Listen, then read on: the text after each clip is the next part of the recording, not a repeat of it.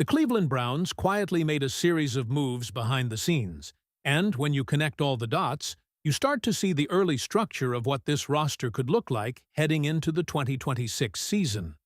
Two signings are already locked in, several veterans are officially out, and the team's financial situation could open the door for another significant move very soon. But before I tell you all the details, be sure to click the like button and subscribe to stay well informed. One of the first moves that deserves attention is the return of cornerback D'Angelo Ross. This isn't the type of signing that dominates national headlines, but Browns fans who watched the end of last season know why the coaching staff wanted him back. Ross stepped onto the field late in the year when injuries forced Cleveland to test its depth, particularly in Week 18 against the Cincinnati Bengals. With Denzel Ward unavailable, Ross was suddenly facing one of the toughest assignments in football, dealing with Jamar Chase and T. Higgins. Instead of looking overwhelmed, he delivered a surprisingly strong performance. Ross recorded 6 tackles and broke up 2 passes while competing one-on-one with elite receivers. That kind of showing clearly caught the attention of the Browns' front office. Bringing him back provides depth at a position that dealt with injuries throughout the year, and it gives Cleveland another defensive back who can step onto the field without the moment being too big. But Ross brings more than just defensive depth. During his time with the Browns, he logged 123 snaps across 7 games and contributed heavily on special teams. He was involved in kick return coverage, punt coverage, and several other units. That versatility may ultimately be the key factor that helps him secure a final roster spot once training camp battles begin. Another move Cleveland made was bringing back punter Corey Bojorquez on a 1-year deal reportedly worth $2 million. The decision answers one of the smaller but still important questions the team had entering the offseason. Bojorquez had an up-and-down stretch last season, but his overall production remained solid. In 2025, he actually led the league in total punts and punt yardage, and he launched a booming 67-yard kick during the year. According to Pro Football Focus, he finished as the 10th-ranked punter in the NFL with a 76.5 grade. He also pinned opponents inside the 20-yard line 23 times. There were a few moments where a punt didn't go exactly where it should have, but overall, Cleveland knows it has a veteran leg capable of flipping field position when needed. While those 2 signings added depth and stability, the Browns also made several major roster decisions that officially closed the door on a few familiar names. The team released offensive tackle Jack Conklin, ending a tenure that was heavily impacted by injuries. Cleveland also moved on from tight end David Njoku and guard Wyatt Teller with post-June 1st designations. Because of how the contracts were structured with void years, the Browns will spread the dead cap across multiple seasons. Njoku's dead cap will be split between roughly $9.5 million this year and $14.7 million later, while Teller's will stretch into 2027. Those moves may look painful financially at first glance, but they also create flexibility. Once the June designations take effect, Cleveland gains additional breathing room under the salary cap.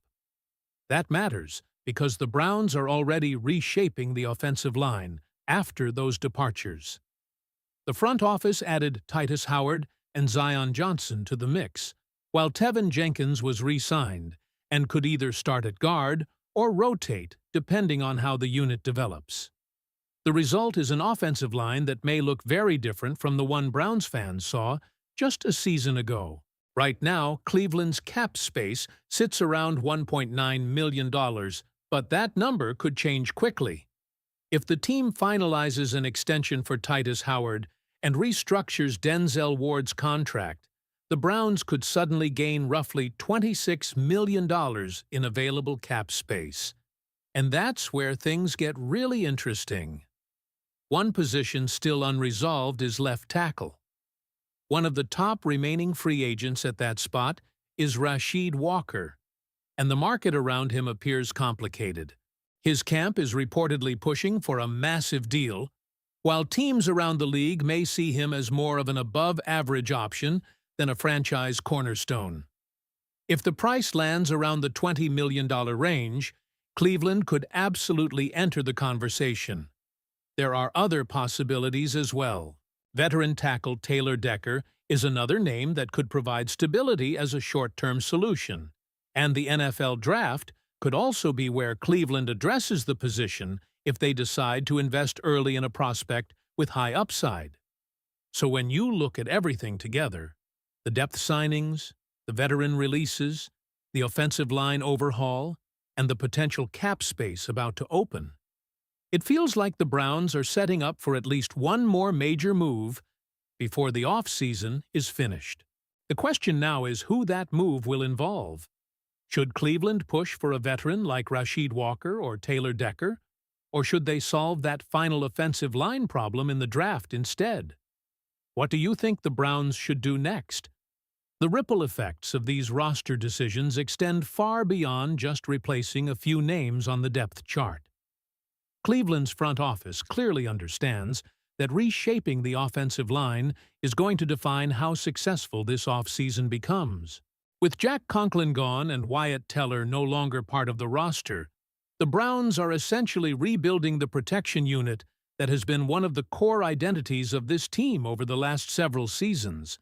The trade for Titus Howard and the addition of Zion Johnson signal a shift toward versatility up front.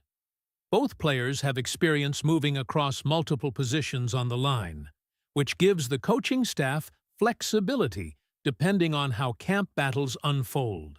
Tevin Jenkins returning also adds another layer of competition.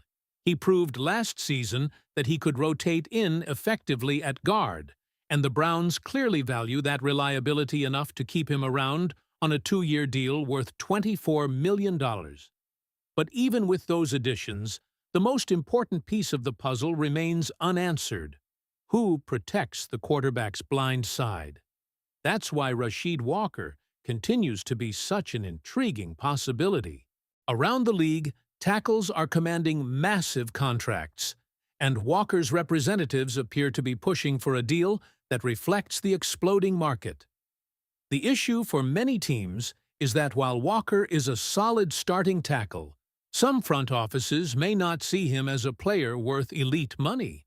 That standoff could actually work in Cleveland's favor if the Browns manage to create the additional cap space expected through contract restructuring. If the Browns free up the projected $26 million in space, they could suddenly position themselves as a serious contender to land Walker. Signing him would immediately stabilize the left side of the offensive line and allow the rest of the unit to settle into more natural roles. It would also mean Cleveland could enter the draft without feeling forced to reach for a tackle early, because that's the other scenario currently on the table. The draft class includes several intriguing offensive line prospects, including Monroe Freeling, a player whose combination of size and upside has scouts projecting him as a potential top 10 selection. Cleveland owns the 6th overall pick, and if the front office believes Freeling could develop into a long-term cornerstone at left tackle, they might be willing to make that investment. The risk, of course, is relying on a rookie at one of the most difficult positions in football. Protecting the blind side in the NFL requires elite technique, experience, and physical maturity. Even highly drafted tackles sometimes need a year or two before reaching their full potential. That's why some fans believe a veteran option like Taylor Decker could make more sense as a temporary solution while the Browns continue building the roster elsewhere. Beyond the offensive line conversation, the Browns are also keeping an eye on several other free agents who remain available across the league. Quarterback Kyler Murray has been drawing attention after reports surfaced that he is meeting with multiple teams through virtual discussions. While the Minnesota Vikings are widely considered the favorite to land him, Cleveland is believed to be among the teams at least checking in on the situation. There are also still notable playmakers on the market. Wide receivers such as Tyreek Hill, Jawan Jennings, And even veteran Stefon Diggs remain available, although Cleveland may ultimately prefer addressing the receiver position through the draft due to potential contract demands. Jennings, in particular, could command a bigger deal than some teams are comfortable offering. And then there's another situation Browns fans are watching closely: the future of Joel Bitonio. One of the most respected veterans in the organization, Bitonio's next step remains uncertain. Reports suggest retirement is a possibility, but there's also the chance he could consider continuing his career elsewhere if the right opportunity appears. Losing a player with his leadership and experience would mark the end of an era for the Cleveland offensive line. When you step back and look at the full picture, the Browns are clearly navigating one of the most transitional off-seasons the franchise has had in years. Depth signings like D'Angelo Ross reinforce the secondary, Corey Boyorquez stabilizes the special teams unit, and several longtime veterans have been moved off the roster to create financial flexibility. Now the team is positioning itself for the next move that could define the direction of the 2026 season.